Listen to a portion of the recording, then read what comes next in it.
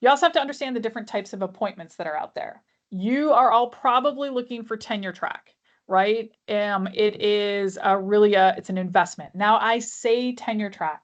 Tenure is an interesting conversation around the United States and what tenure is and what tenure currently looks like.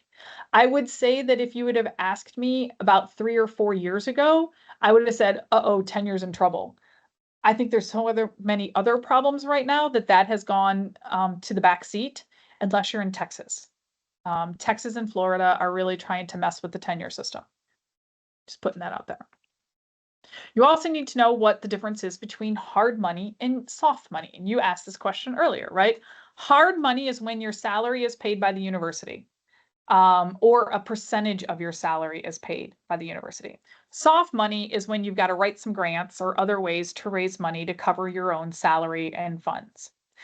One of the things we definitely saw over the past year was that your hard money was the percent hard money that you got decreased as a function of time.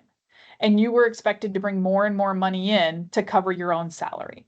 Where by the time you were hitting the tenure clock, 50% of your salary had to come from your grants, 50% came from the university.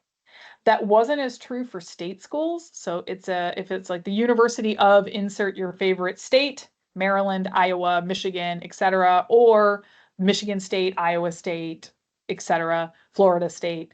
The state schools tend to give you hard money for a longer period of time, but not all of them.